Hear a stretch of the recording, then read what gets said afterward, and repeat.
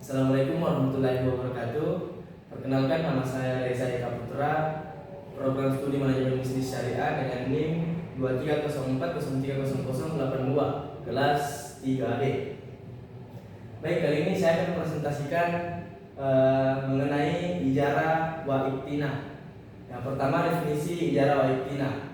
Akad ijarah wa iktina adalah salah satu bentuk akad dalam muamalah Islam yang menggabungkan dua elemen utama, yaitu ijarah dan iktina.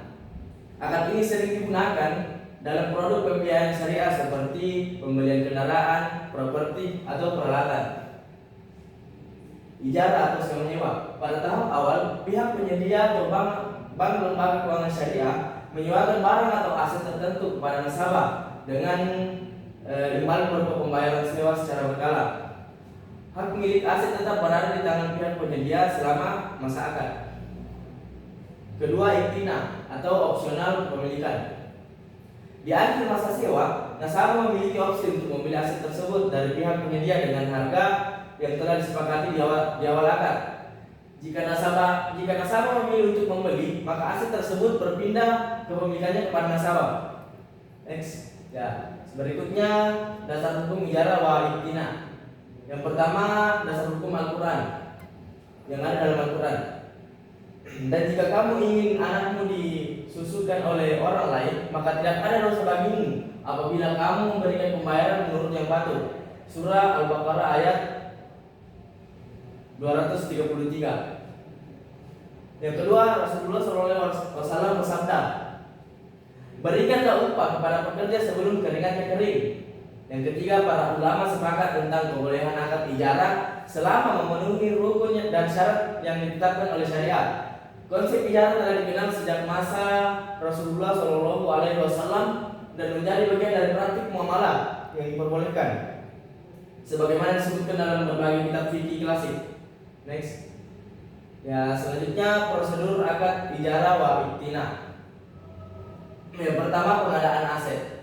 Pihak penyedia membeli aset yang dibutuhkan oleh nasabah. Yang kedua, perjanjian sewa.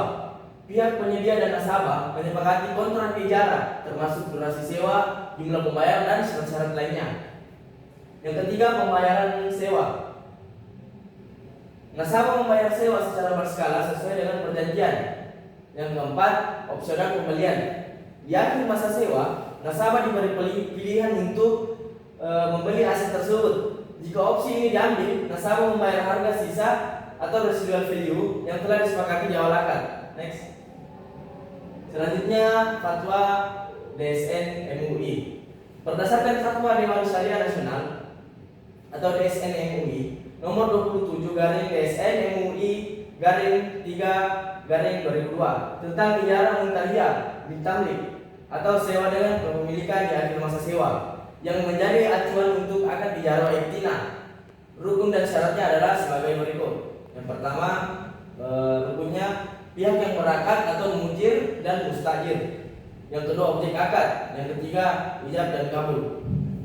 Selanjutnya, syarat. Syarat yang pertama itu syarat pihak yang berakad harus cakap hukum, berakal sehat, balik, dan berwenang melakukan transaksi berakad secara sukarela. Yang kedua, syarat objek akad. Aset harus dapat dimanfaatkan sesuai syariat.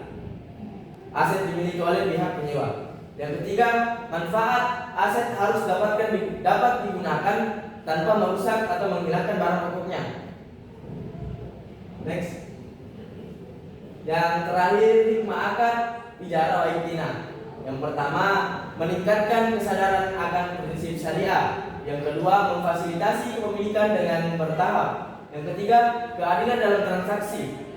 Yang keempat, menghindari beban finansial yang berat. Yang kelima, mendorong pertumbuhan ekonomi syariah. Mungkin itu saja yang dapat saya jelaskan mengenai ijarah wa iktina. Kurang dan lebihnya mohon dimaafkan. Wabillahi taufiq wal hidayah. Wassalamualaikum warahmatullahi wabarakatuh.